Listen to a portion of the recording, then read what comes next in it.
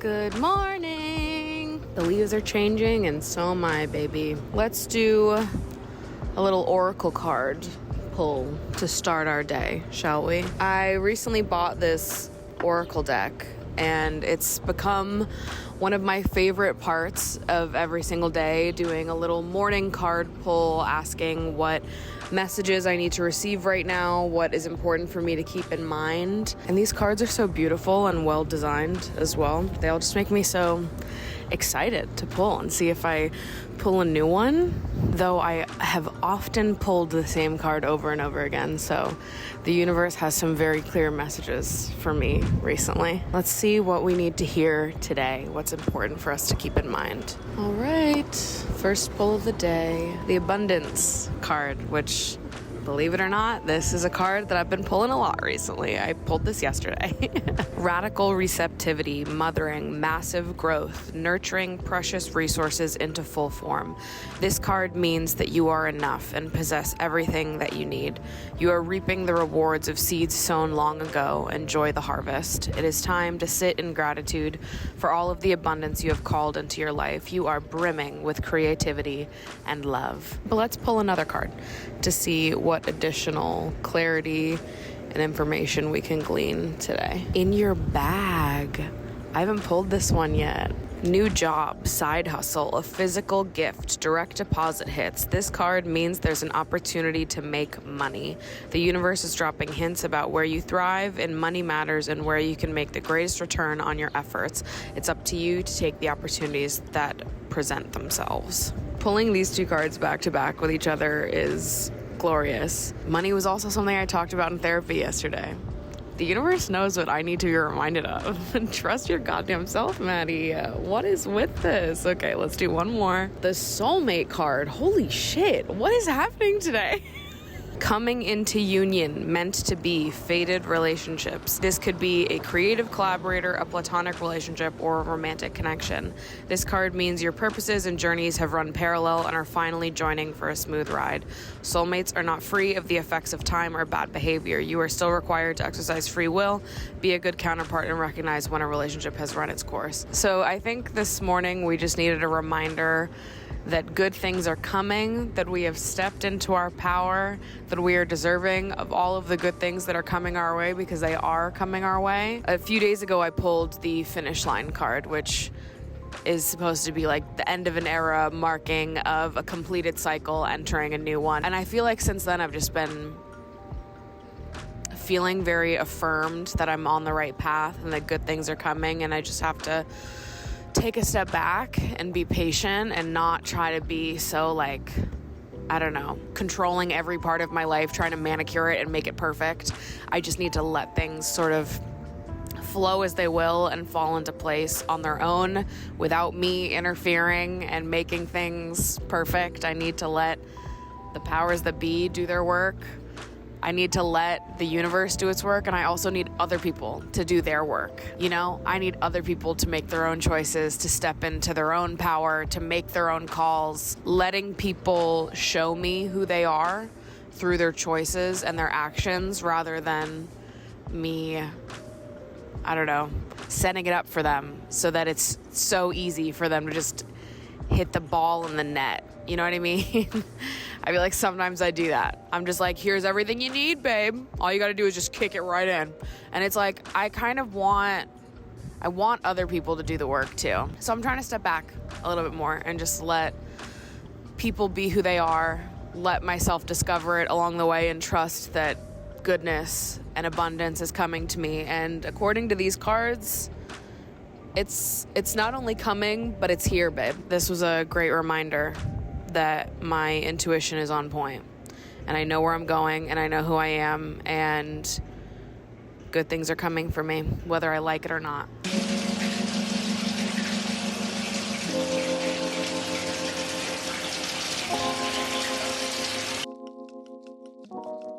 Believe it or not, editing is actually my favorite part of the process of making a YouTube video. I think that's what really got me loving doing this in the first place. I've been making videos now for 13 years, which is crazy. But when I first started making videos, my thing was music videos. And the reason why I loved making music videos so much was because, one, I love the drama. I feel so inspired by music, and also it is so much fun to edit to music. I made the cutest, dorkiest little videos back then, but even past when music videos stopped being the thing that I make on the internet, I still think that music has played a big role in making my content what it is. In fact, I feel like I get a lot of comments from you guys on my videos, often being like, what song is this? This song that you used in this transition, in this, you know, little montage of clips you threw in here. And the answer now is that all of the music I use in my videos is from Epidemic Sound, which is amazing because today's video is sponsored by Epidemic Sound. It always makes me so excited when brands that I have regularly used for years reach out to me wanting to collaborate. This is where I find all of the music you hear in my videos. If at any point in the last 3 years you heard a song in my video and were like, I really like this, it's copyright free and I found it on Epidemic Sound. I've been using Epidemic Sound for about 3 years now, and without a doubt, it is the best place to find copyright free music for your videos that actually sounds great and not corny and weird. In my opinion, a lot of copyright free music is bad. It doesn't sound great, and I think it's tough when maybe you get inspired, an idea comes to you because of a song you've been really liking in your day-to-day life, and then you can't actually use that song in your video, and you can't find a song that you like even a fraction as much. It's super frustrating. So that's why I was really excited when I found Epidemic Sound, because the music that they have access to on their platform is unmatched. It is the best copyright-free music, hands down. This is my job. YouTube is what pays my bills, and making sure that my videos can stay at least a little bit monetized is great for me. The artists that I use the most on Epidemic Sound are absolutely Sarah the Instrumentalist, Dusty Dex, and Dylan Sitz. So if you're interested in finding better music for your videos, you can sign up with the link down below for a 30-day free trial to Epidemic Sound. Also, with the 30-day free trial, everything you create and post during that period stays cleared forever. So if you post 3 YouTube videos where you use music from Epidemic Sound and then you end up canceling your trial, those videos are safe from copyright claims forever. I promise you it is worth it if you are a creator of any kind on any platform.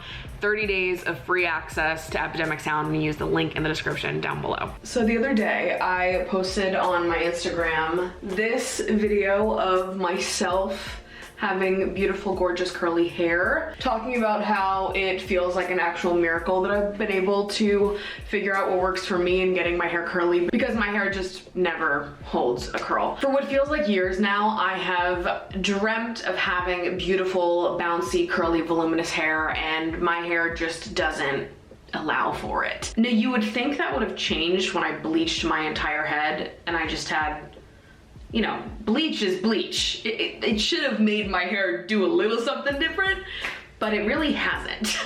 And I got an air wrap for my birthday this year, and every time I've used it, my hair just completely falls out of the curls within an hour, so it's totally not worth it to put in the time. When I've used other types of curling methods, it doesn't make it stick either. Just absolutely nothing has worked for me. And I literally felt like I was going crazy. I had my friends try. I think the final straw for me was when I went to my hairstylist and I was like, I must be an idiot. Why isn't my hair holding a curl? And she tried, and even she couldn't do it. So then she was like, I feel like in order to even attempt to get this to work, we need to put layers in your hair and take some of the weight off of the top of your head, because I have fine hair, but I have a lot of hair, and I've never had layers in my hair before. So recently we cut in layers to take some of the weight off the top of my head and hopefully get the curls to stick.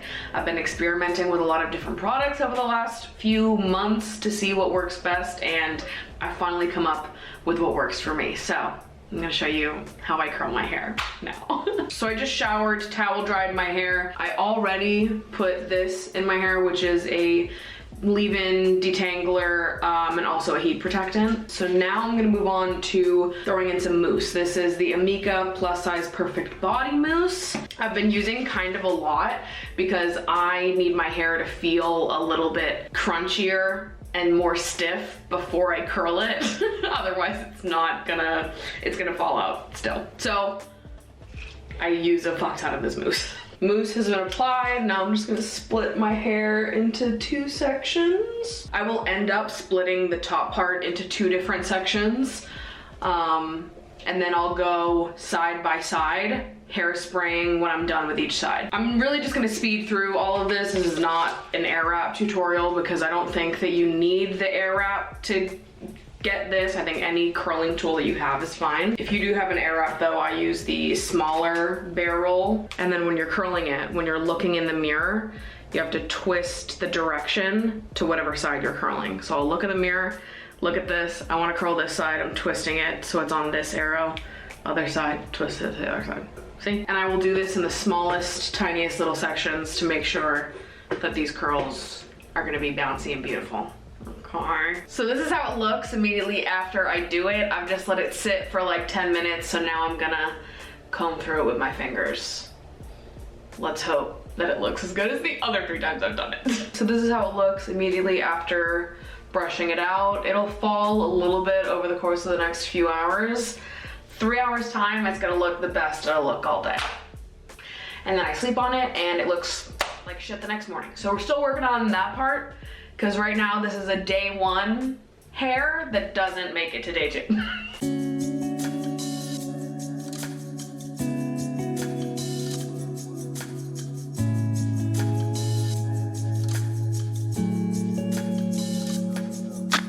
This is a cute little place. I just saw this pop up a few weeks ago, but it's cute. I just got a little caprese sandwich, ate half of it, and an Italian soda that I put peach syrup in. There's something about putting a syrup in something that just makes it feel like an experience. Like, you know when those like soda machines came in that you could get any soda from the same machine? You know the ones I'm talking about where you're like, it's on the touch screen, and it's just like all the syrups, but you feel like you're like in the stew making this fucking masterpiece, you know what I mean? A thought that I've been reflecting on recently, something that's popped into my head quite a bit over the last few weeks, is just the question of, if you knew with complete certainty today that everything was going to work out for you, that this thing that feels really challenging and tumultuous, that this thing that feels really confusing and uncertain, if you knew today with utmost certainty that everything was going to work out at the end of it all. Maybe it doesn't look exactly how it does today. Maybe it doesn't end up exactly the way you think you want it to right now. But at the end of everything, you are happy and it works itself out. If you knew with 100% confidence that in the end, everything would work out, how would you behave today? How would you let that influence the way you think, the way you feel, the way you act? I think this has come up for me recently, thinking about like the hopes and dreams I have for my future that seem far away at the moment, or like challenges and things going on right now that are testing me, testing my faith, my ability to believe that things will be better, that things will work out, just having to sort of trust and be a little bit patient. I think in having to exercise more patience recently, this has just been a question that I ask myself a lot. I think I'm the type of person that wants to have control. I like being the one in charge. I like being the one to make decisions. I like feeling like I have control all the time, always. And I think there have just been more things happening recently that are so out of my control, that I have no ability to change or correct or influence to go the way that I want them to go.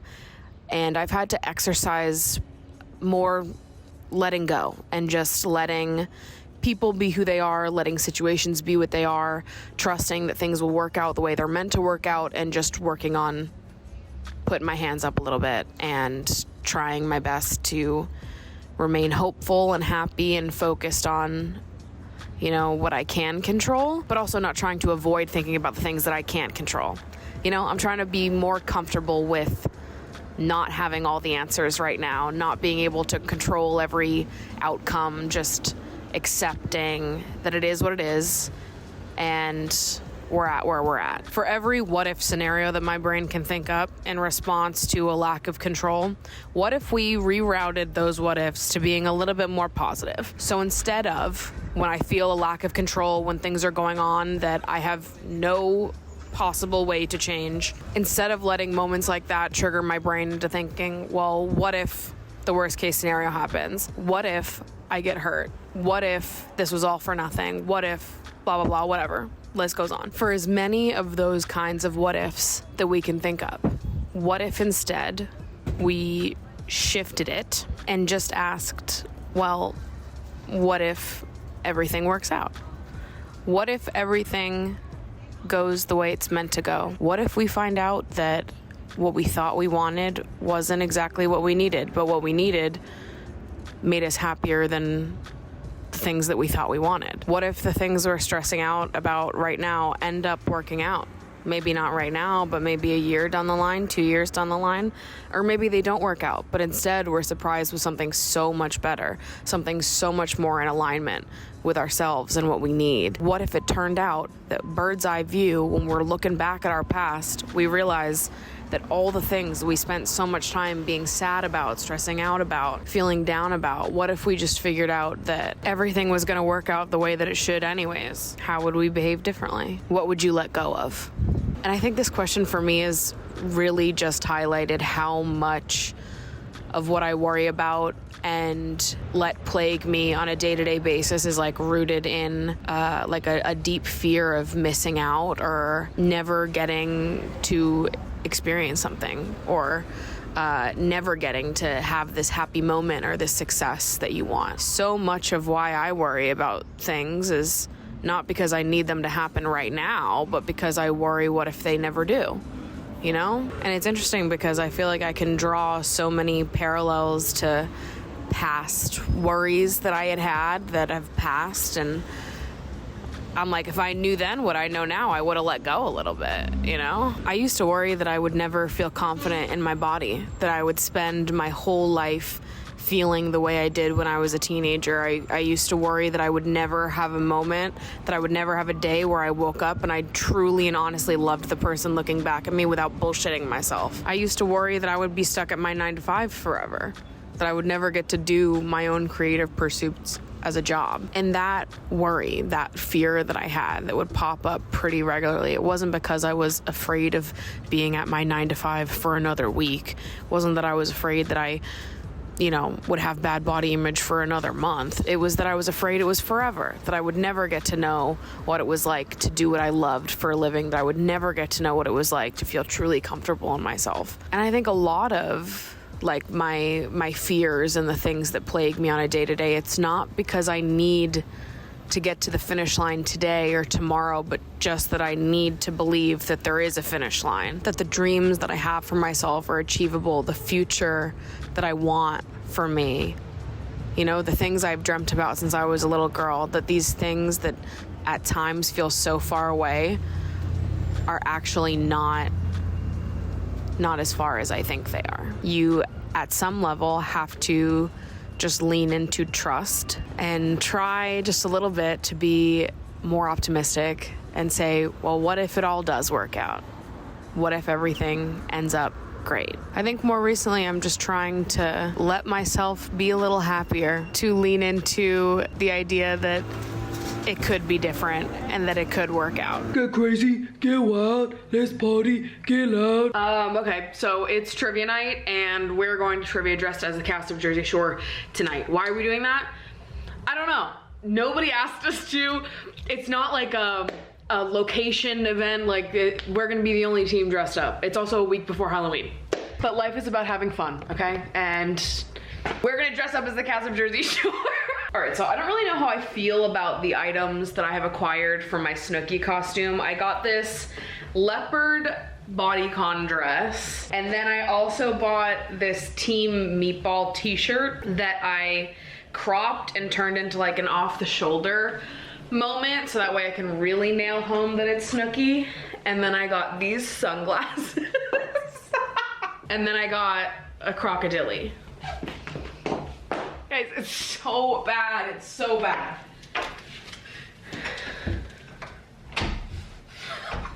What if I added like a belt on underneath? If I threw on that Hot Topic ass belt. For starters, I hate the leopard. Hate it so much. Hate it more than I've ever hated anything ever in my life. But I feel like I need to focus on the part that matters the most right now, which is getting a poof to happen. My money pieces make this look actually insane though. Bro, why do I look like fucking Megamind? Because my money pieces make this look crazy. Oh my god, why didn't I not anticipate this? I look like a dinosaur. Why does it make me look like that? My hair looks so beautiful right now. It's like actually paining me to fuck with it. I'm not trying like the hardest I've ever tried right now, but I also just don't know if there is better than this for me. Party's here! And I just gotta do backflips and cartwheels and shit. Google's out! You've heard of lads on tour, but have you heard of Italians on tour, babes? Come on now. Get crazy, get wild, let's party, get loud. If you wanna have fun to do something crazy, flash your titties. Nicole! Where the f is the bitch? Yeah, you wanna hit me? You wanna hit me? You wanna hit me? You wanna hit me, tough guy? You wanna throw my bitch? Yeah, you wanna throw my bitch? You wanna do this? Stop! So you stalked my whole life on the boardwalk, and then when I got home, I had every intention of calling you, but you had already called and you said you wasn't gonna call, so you stalked my whole life on the boardwalk.